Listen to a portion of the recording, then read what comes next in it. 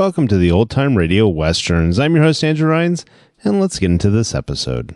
This episode is going to be The Lone Ranger. Original air date is July 19th, 1944, and the title is Double Cross Harvest. Let's get into it, and I hope you enjoy.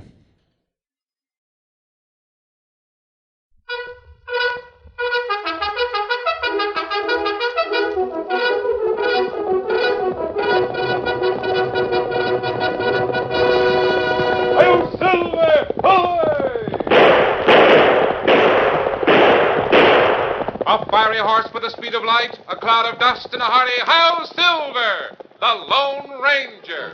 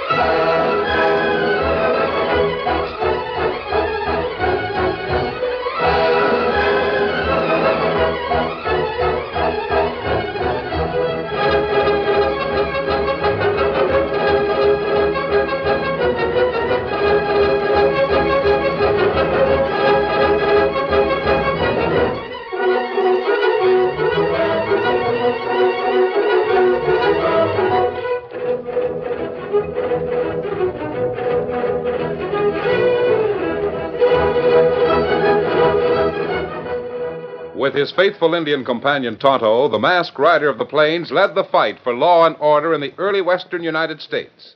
The stories of his strength and courage, his daring and resourcefulness have come down to us through the generations. And nowhere in the pages of history can one find a greater champion of justice. Return with us now to those thrilling days of yesteryear. From out of the past and the thundering hoofbeats of the great horse Silver, the Lone Ranger rides again. Oh, Silver! Hurry, big fellow! Hi-Yo, Silver! Ahoy!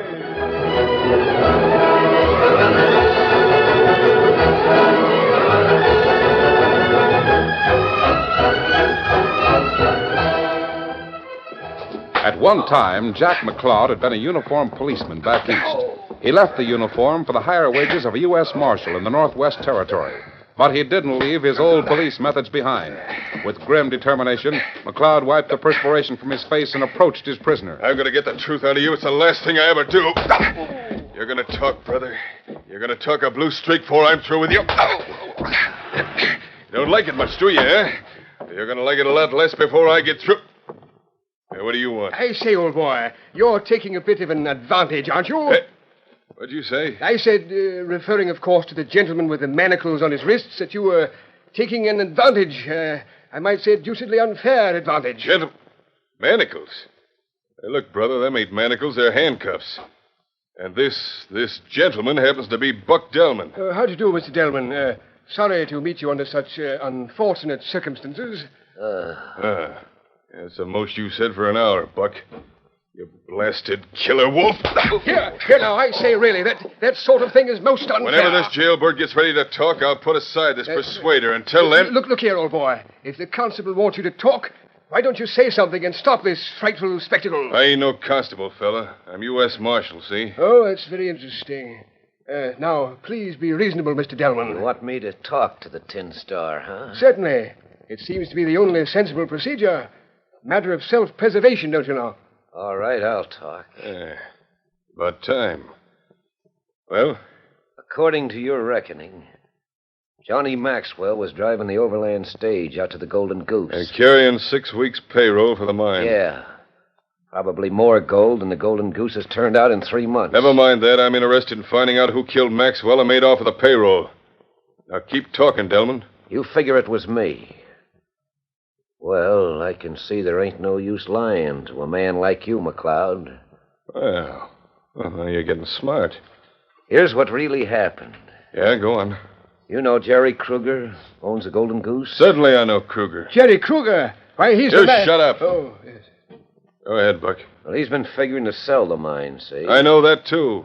What about Johnny Maxwell? Well, let's talk about Kruger. He come into Dry Springs yesterday, borrowed the money for his payroll on the strength of him selling the mine. Listen, Buck, you're telling me things I already know. Tell me something. You don't know? Well, Marshal, you mean there's something that you don't know? In about 2 minutes, I'm going to work on you again with this talkmaker. Well, you want to know how I figure in this thing? I'll tell you. When that stagecoach pulled up to the Golden Goose last evening with Johnny Maxwell dead on the boot from a rifle slug... And the strong box full of worthless scrap iron. Yeah? You know where I was? Where? Marshal, I was in Louisville, Kentucky, visiting my poor old grandmother, who always used to say, Buck, don't you never trust a man who... You're getting better, Marshal. Now, that's enough of that, Constable. Here, give me that bludgeon. Give it to you, huh? All right, Budinsky, I'll give it to you. Oh. Try to make a fool out of me, will you? I'm the law around here and the only law. Now, you clear out of here, Mr. Nosy. Very well. You say you're the only arm of the law in this vicinity? That's what I said. Excellent. In that case... Hey, let go. Give me that. In a moment, with pleasure. That's it, mister. Give it to him. Certainly, Mr. Delman. Why, you stuffed-up dandy out. Frightfully clumsy, old boy. Shouldn't telegraph your punches, you know. Yeah, I'll knock your block off, you smooth-talking lizard. No, that isn't the way at all, old chap. Do it like this. Hello, I think I shall appropriate the constable's key and release you, Mr. Delman. Yes, here we are. The constable won't appreciate it, old choppy. But I will. Yes, of course. There. The manacles, handcuffs, I believe you Americans call them, are removed. And so is the constable, at least temporarily. Now, I suggest we depart, my good fellow? Oh, sure. We'll just leave the constable's handcuffs where he'll be sure to find them. One on his right hand and the other on his left foot. There. And we'll just hang the key up here on the wall. Sure like to see how he goes about reaching it. You ready? Righto. Don't recall ever seeing you around here before. Just arrived from New York, Mr. Delman. Cheltenham is my name. Lord Harry Kittredge Cheltenham. That ain't a name, partner. That's a trademark. Trademark? Oh, yes. Oh, frightfully clever witticism, sir. Frightfully clever. What you doing in a place like Dry Springs? Confidentially, Mr. Delman, I have just purchased the Golden Goose gold mine from Mr. Kruger, the gentleman you and the constable were talking about. You bought the Golden Goose? Oh, mister, there sure wasn't nothing frightfully clever about that. And that ain't no witticism.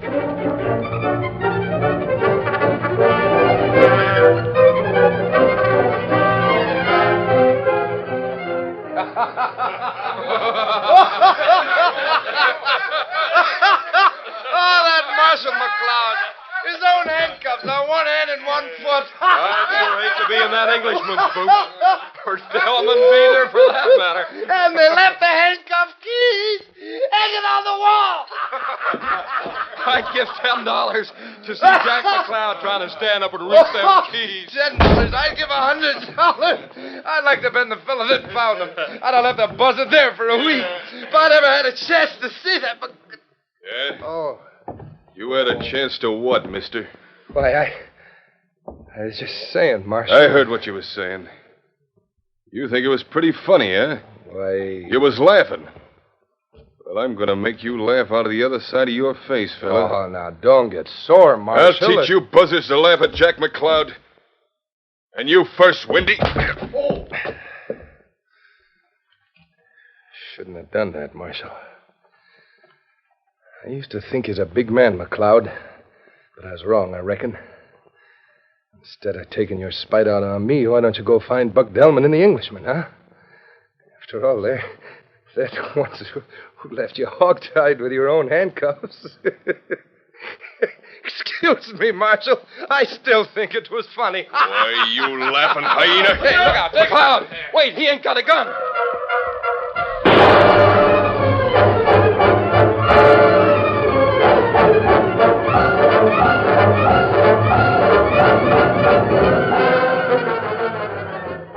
A few weeks later, at the Golden Goose mine office, it was late evening. In the yellow glow of an oil lamp, the immaculate Englishman, Harry Kittredge Cheltenham, sat at his desk, working on the report spread before him. In a shadowy corner, Buck Delman relaxed, his chair tilted back against the wall. Suddenly... Hey, what was that? Huh? What was what, old chap? Dunno. Thought I heard something. Oh, nerves. Still thinking of our friend the constable? Lizard. Don't worry, just because he ain't around, that don't mean that he won't... Hey, what the... Oh, really, old man, you're acting how did you get in here? Through the window, an hour ago. An hour ago? You've been in this room since we entered? What do you want? Several days ago in Crystal Springs, I read your advertisement in the newspaper. You wanted to engage a special investigator. Yes, but I'm afraid a masked man, an outlaw. I think Mr. Delman can identify me satisfactorily. I say, Buck, old boy, are you acquainted with this renegade? Renegade my grandmother. This gent happens to be the Lone Ranger. What? The Lone Ranger? What? Well, fancy that. I mean, it's excellent. You mean, sir, you'd like to work for me?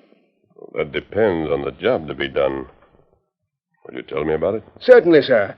You see, it happens that I was so unfortunate as to incur the ill wishes of the constable at Dry Springs, Marshal McLeod.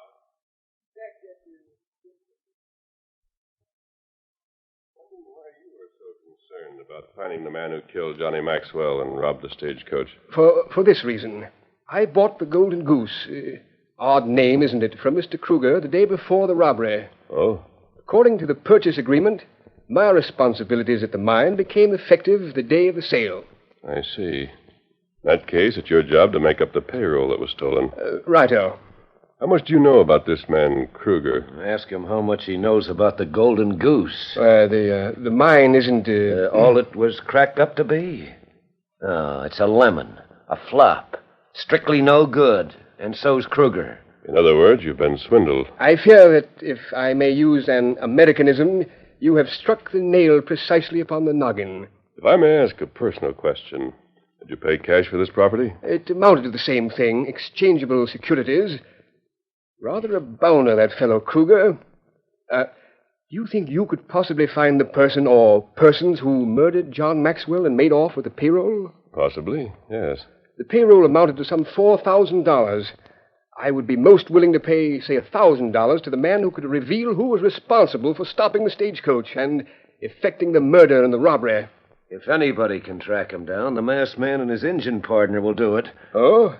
An Indian? They are very efficient, I understand. Tonto's been working on the trail of the stage route from Dry Springs to the mine for the past 3 days. Oh, any success? No, none whatever.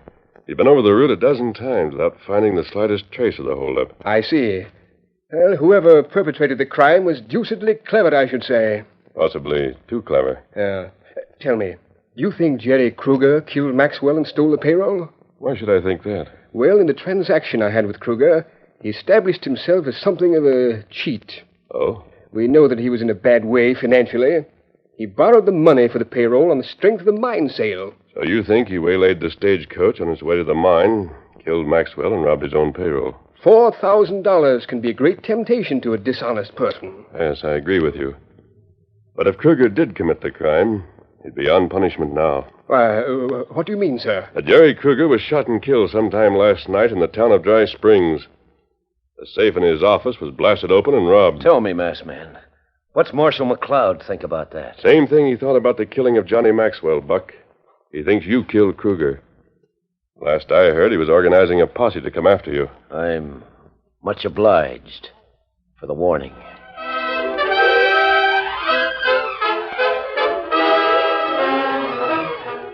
The curtain falls on the first act of our Lone Ranger story. Before the next exciting scenes, please permit us to pause for just a few moments.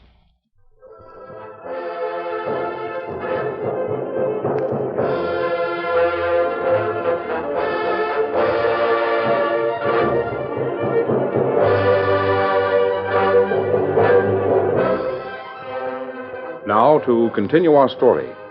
At the Lone Ranger's camp, Tonto waited stolidly for the return of his friend, the masked man. When he spied the smoothly running form of the great horse Silver approaching from the distance, Tonto leaped upon the back of Scout and rode out to meet the Lone Ranger. Oh, Silver, steady. Easy now. Try, Kimasabi. What did you learn? Found a fine place where fellas shoot from ambush. Plenty far back from stagecoach trail. So, easy, big fella. Did you find any hoof prints? Fella him stay so far back from trail, him not worried. Leave plain trail to follow. Did you follow it? No, me come for you first. Which way did it go? Hoof prints go straight to town of Dry Springs. Stage driver is killed and the coach is robbed. The man who fired the shot from ambush left the trail. Come on, Tonto. We're going to find a few answers to this puzzle. I think we'd better start looking in Dry Springs. Steady, big fella. Be ready. Come on, Silver. Get him up, Scout.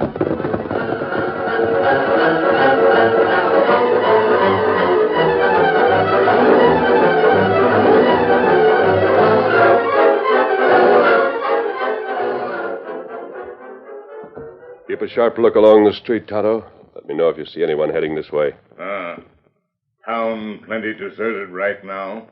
Everybody away with posse. Hunting for Delman, fella. They won't find him. He knows this hill country too well. Maybe them put somebody to watch English fella.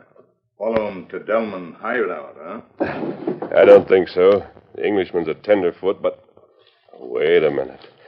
I think we've found one of the answers to our puzzle. What papers say, Kimasabi? That the man who killed Kruger was too much in a hurry to search his desk very carefully. Come on. We're going over to the marshal's office. If we have any luck there, I think we'll have all the answers.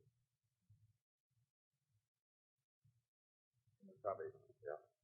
You think Delman feller have something to do with killing? Buck Delman has a reputation throughout the territory as a gunfighter. I've never heard of him being mixed up in any kind of crooked work. I don't believe he had anything to do with the robbery or the killing of Johnny Maxwell. All I know is that Marshal Jack McLeod made a mistake when he handcuffed Buck Delman and gave him a beating.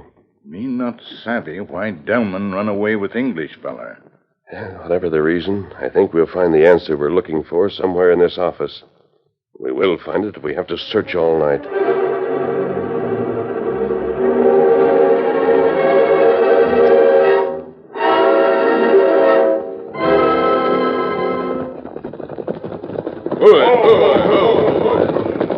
All right, everybody. Spread out around here and keep your eyes open.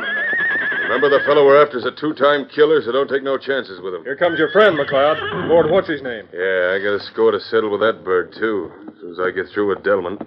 The constable, I believe.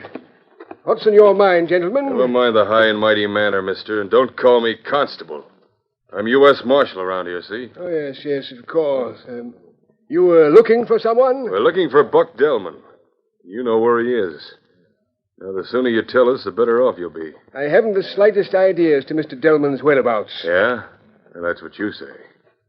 We're going to search the place, and you better not give us no trouble. Come on, gents. Because I happen to know for a fact he came out here with you yesterday after... You mean after I clipped you on the button, old boy? Yes, he did come to the mine, but he left this afternoon. However, if you're interested in searching his quarters, why, come right this way. You mean that Jasper's coming back here? Certainly he's coming back, although I can't say just when. You see, Mr. Delman is working for me. Come on. This is Mr. Delman's room here. You'll find his personal belongings, what few there are, scattered about. However, I'm not sure whether you should... Never mind what you ain't sure of. Just get out of the way and let us look around. No. Really, gentlemen, you're making a terrible mess. Why don't you shut up and go on about your business? Look at here. Look what I found under the mattress here. Hey, what do you got there, huh? Let's see that. There's a bunch of papers with Jerry Kruger's name on them. They come from his office, sure as shooting. You fellas all see this stuff? Yeah. Well, just remember when we come up with Buck Delman. This proves he was the one blasted open the safe in Kruger's office. Chances are Jerry come in and catched him doing it, and Delman plugged him. All right, now you, Mr. Fancy Talk. We want Delman, and we want him quick. And you can save yourself a lot of grief by telling us where he is. Why, I really don't know what to say. If Delman is really a criminal... Really a criminal? He killed Maxwell and then Kruger and pulled off 2 robberies doing it. What more do you think it takes to make a criminal? I'm afraid I owe you an apology, Constable. I believe the man to be innocent of the crime. You going to tell us where he's hiding out, or ain't you? I have no desire to shield a lawbreaker. I'll take you to his hiding place.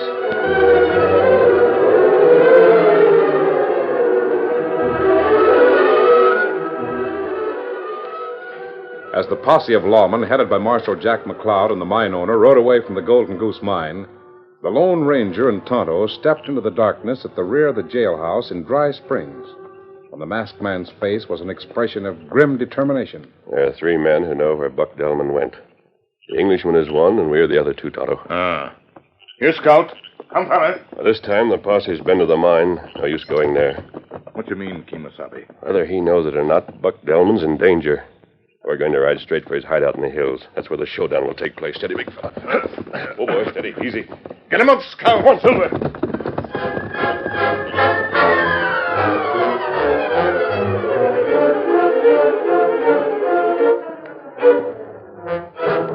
It was well after midnight when the Lone Ranger and Tonto reached their destination. Oh, Silver. Oh, Scout. Oh, fella. Oh. Steady now, fella. Not a sign of life, and hope we might get here in time. You got here in time. The party ain't started yet. Delman, you... What do you mean? Rode out to warn me I was in danger, didn't you? You mean you're expecting someone to find your hideout? Yeah, I still am. Only thing is, I ain't certain just who to expect. You got any ideas? Yes, several. And I think I have the necessary proof to back them up. But first, I'd like to know just where you fit in this picture. Oh. Who said I fit any place? It isn't usual for a man with your reputation to let himself be pushed around the way you've done.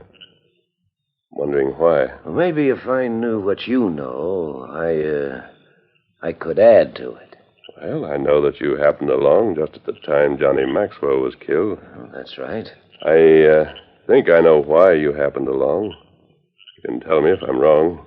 Shoot. Jack McLeod was fired from his job nearly a month ago. Yeah?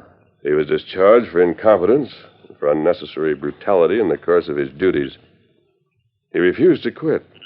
So, after a while, the government decided to send a man down who could not only handle McLeod's job, but McLeod as well. So then what?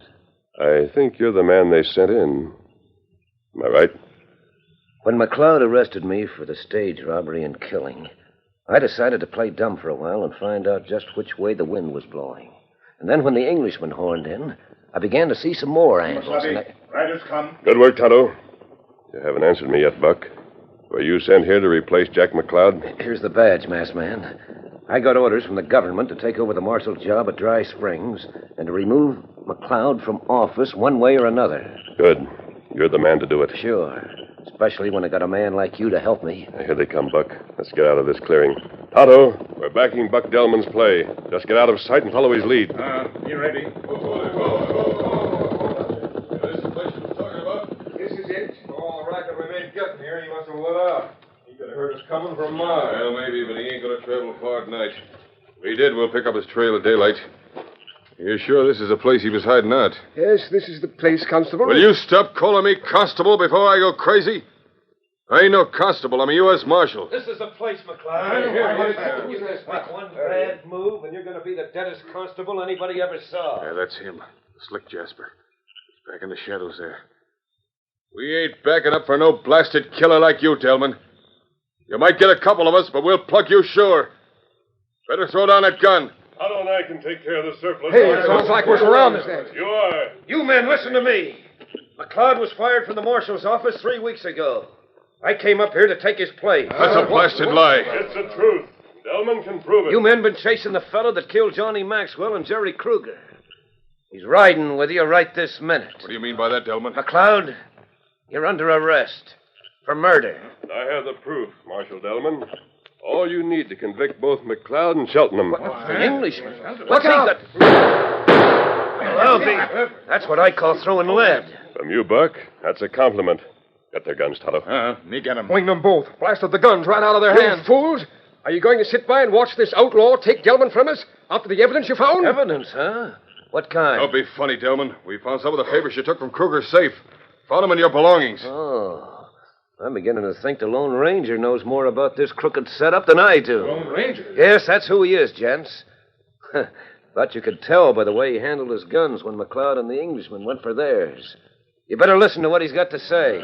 What I say doesn't prove anything, but these papers will. Take them, Buck. Well, what's the story? Kruger and McLeod were partners in the Golden Goose mine. When they had a chance to sell it to Mr. Cheltenham for a fancy price, they jumped at it. As it turned out, Cheltenham was a bigger crook than either of them. You see, he paid for the mine with securities that were worthless. They'd managed to steal them back from Kruger to cover up the fact. Kruger caught him at it, and the Englishman shot him. Oh, really, gentlemen, this is preposterous. Cheltenham wanted to frame Delman for the killing of Kruger, and McLeod wanted to frame him for the killing of Johnny Maxwell. Yeah, but what about that stagecoach robbery? You mean McLeod was back of that? Just try and prove it. You robbed the strong box before the stage ever left Dry Springs, McLeod. Then, from a distance, you hid by the trail and ambushed the driver. What's that? Todd and I found the money, McLeod, hidden under the floor of your office. Here's the key for the jail cell, Delman. We locked the money in there. Pretty doggone slick, I'll say. That Englishman even hid some of Kruger's paper in your room, Buck. And then made out like he didn't want us to search the place. Uh-huh. They both had pretty good schemes figured out. The only trouble was they was so busy trying to frame somebody else for their crimes that they hooked themselves. And all the time, here you was the real marshal, playing dead and waiting to see what was going to happen. Worked out all right. But if the Lone Ranger hadn't come along and put the puzzle together for me, I wouldn't have been playing dead. You fellows would have had me dancing on air by now. Well, let's get these birds back to town. Huh, boys?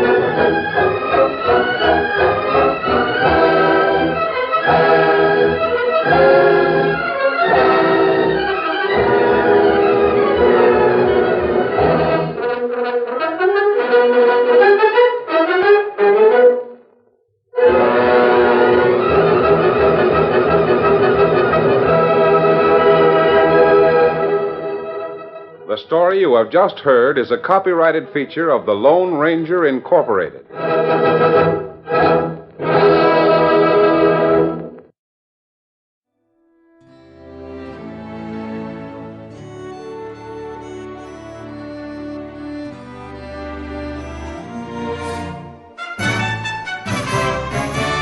This has been a presentation of OTRWesterns.com, and we hope you enjoyed. Please take some time to like and rate our shows in your favorite podcast application. Follow us on Facebook by going to OTRWesterns.com/Facebook.